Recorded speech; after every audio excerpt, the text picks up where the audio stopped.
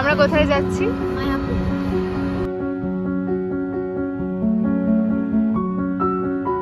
Hello, আমরা কোথায় যাচ্ছি? Mayapur. Hello guys, welcome back to my channel Antara's world. So তোমরা শুনেই নিয়েছো, আজকে আমরা যাচ্ছি মায়াপুর। সো আমি এর আগের ব্লগেই দেখিয়েছিলাম যে আমরা সব কাজিনসরা একসাথে হয়েছি, সবাই বাইরে থেকে ঘুরতে এসেছে। সো আমরা সবাই মিলে এখন যাচ্ছি মায়াপুর ঘুরতে।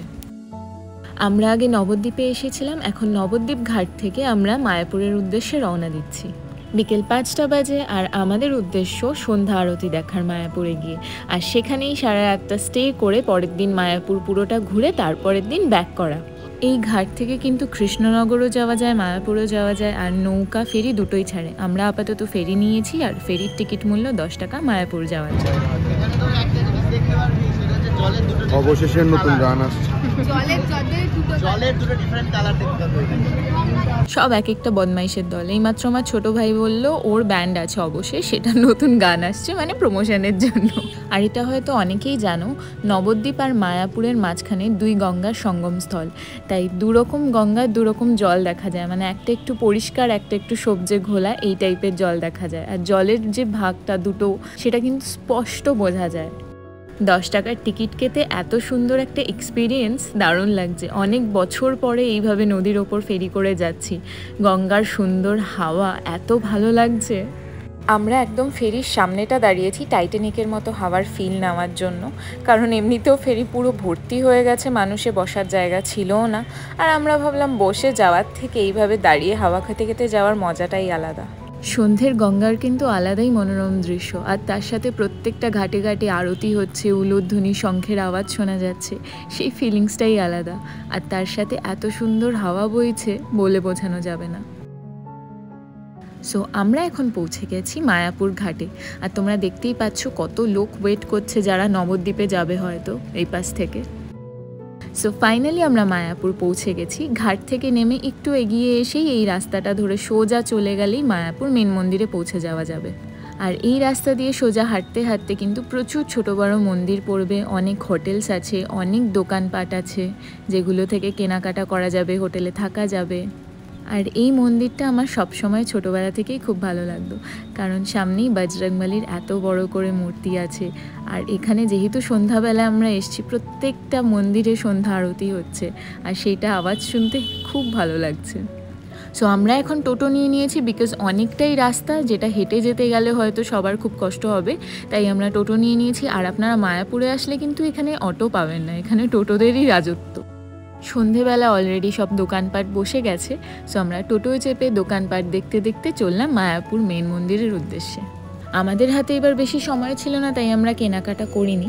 তবে আপনাদের হাতে সময় থাকলে কিন্তু অবশ্যই বিকেলবেলা এই রাস্তার মার্কেটগুলো ঘুরে দেখতে পারেন। খুব ভালো ভালো জিনিসপত্র আছে, জামাকাপড় আছে, পুজোর সরঞ্জাম আছে, যেগুলো সত্যি খুব একটা এক্সপেন্সিভও না, কেনাকাটি করার জন্য একদম বেস্ট। গল্প করতে করতে আমরা চলে আসলাম মায়াপুর মেন মন্দিরের গেটের সামনে। এখন ভেতরে ঢুকবো, আর ঢুকেই আমরা সোজা যাব রাধাকৃষ্ণ মন্দিরে আরতি দেখতে। তবে হ্যাঁ, একটা কথা বলে দিই, এই যে নীলচূড়ার যে মন্দিরটা, এই মন্দিরটা কিন্তু অলরেডি উদ্বোধনী হয়ে গেছে, কিন্তু পুরোটা কমপ্লিট হয়নি। আপনারা চাইলেই ঢুকে দেখতে পারবেন। এটার ঢোকারও টাইমিং আছে, বিকেল 4টে থেকে 5টা। তো আমরা তো অনেক লেটে এসছি, তাই আমরা ঢুকতে পারিনি। তবে হ্যাঁ, এখানে সব ছোট ছোট মন্দিরে অলরেডি আরতি স্টার্ট হয়ে গেছে, আর সেটা দেখতে বা আওয়াজটা শুনতে দারুণ লাগছে। তবে আমরা এখন যাব সোজা কৃষ্ণ মন্দিরে।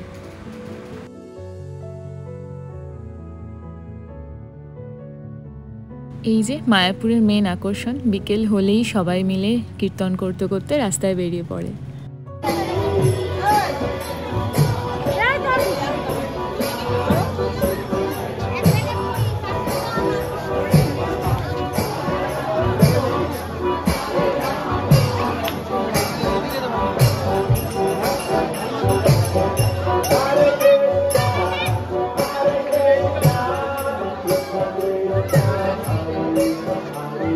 হাঁটতে হাঁটতে চলে এসেছি রাধাকৃষ্ণ মেন মন্দিরের সামনে। আরতি কিন্তু শুরু হয়ে গেছে, আর দেখতেই পাচ্ছেন আপনারা সব লম্বা লাইন লেগে গেছে ভেতরে ঢোকার জন্য। আমরাও ভেতরে যাব, কিন্তু তার আগে ব্যাগপত্র, জুতো, মোবাইল সব কিছু জমা দিয়ে আসতে হবে। সো আমরা পাশে গিয়ে ওগুলো জমা দিয়ে এসে তারপরে আরতি দেখতে ঢুকবো। আমাদের তো আরতি দেখা হয়ে গেছে, এখন আমরা গদা ভবনে ওয়েট করছি এখানে রুম খালি আছে কিনা দেখার জন্য। বিকজ আমরা এসেছিলাম স্যাটারডে, আর স্যাটারডেতে সব ভবনগুলো অলমোস্ট ফুল হয়ে গেছে, আমরা কোথাও রুম পাচ্ছিলাম না, গদা ভবনও পুরো প্যাকড আপ। তো দাদারা মন্দিরের বাইরে হোটেল রুমগুলো দেখতে গেছে, সেখানে খালি পেলে সেখানেই চলে যাব।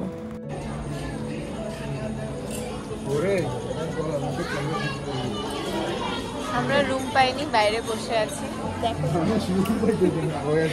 জানি না এখন কি করব, বাড়ি চলে যাব না বাইরে থাকছি, কারণ আমাকে এক্সট্রা কষ্ট লাগছে। ভাইগুলো এরকমই বদমাইশ হয়।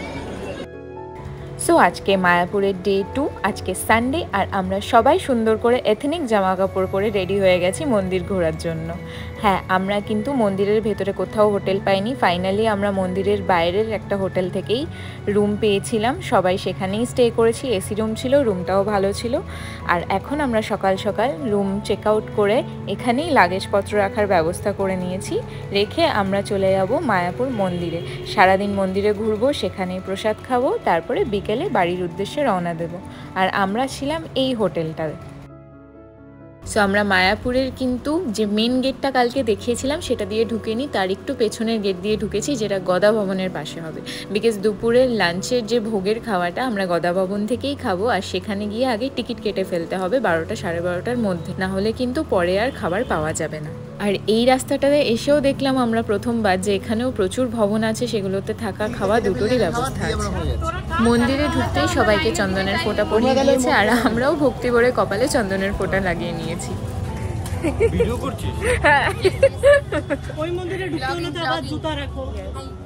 সবাই কি সুন্দর, মা দেখাও তোমার তিলক, দেখাও একবার।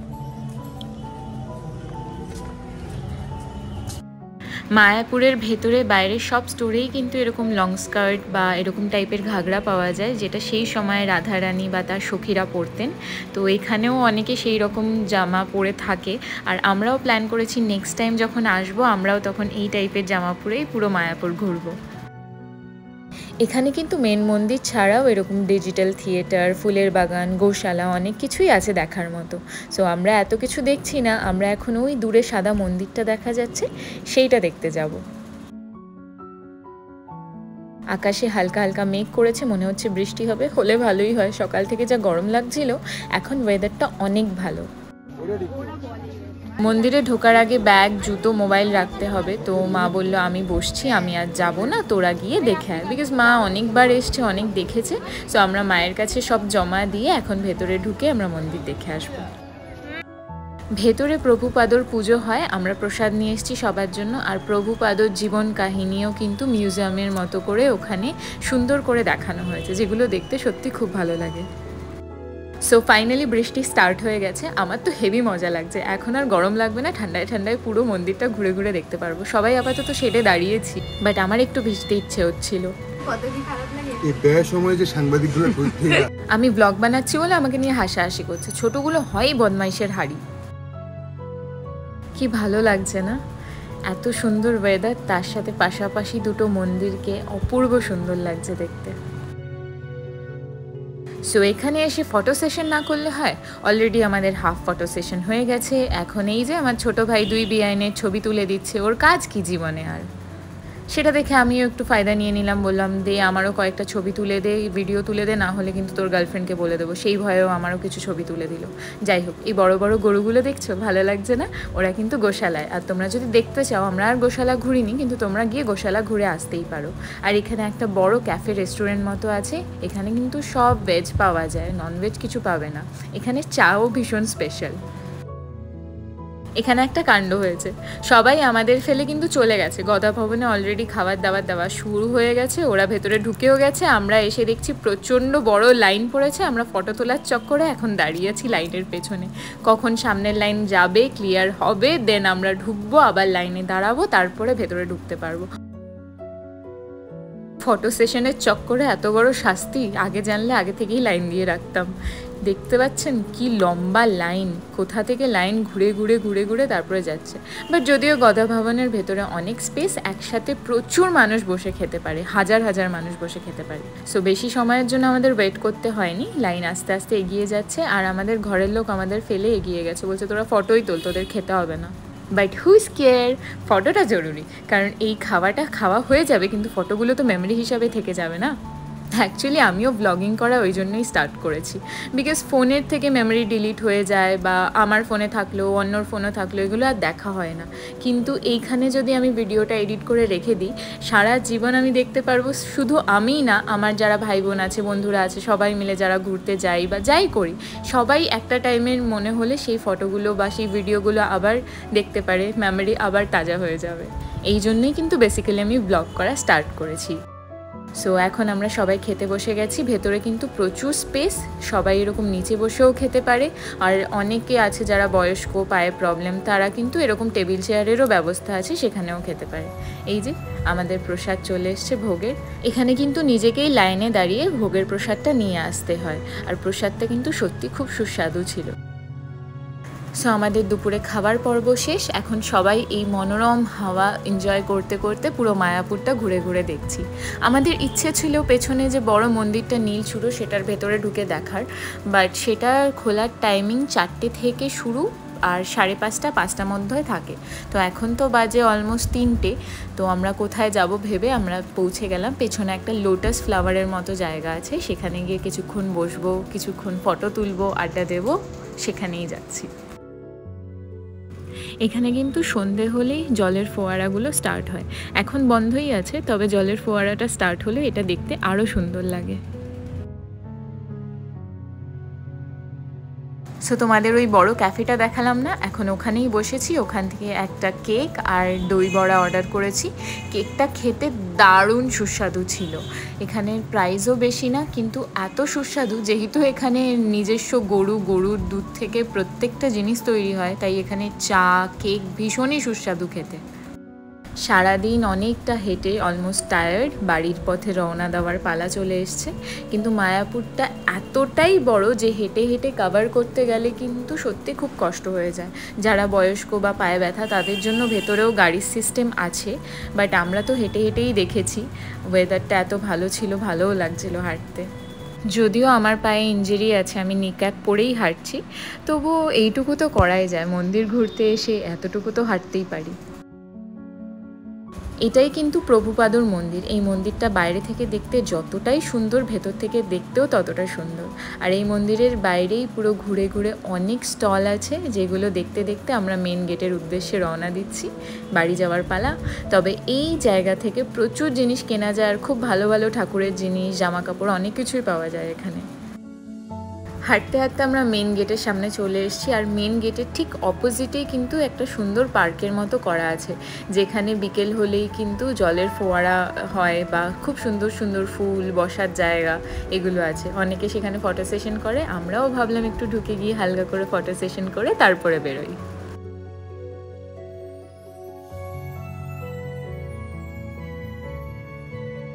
সবার ইন্ডিভিজুয়াল ফটো তোলা হয়ে গেছে, এখন গ্রুপই তোলার পালা।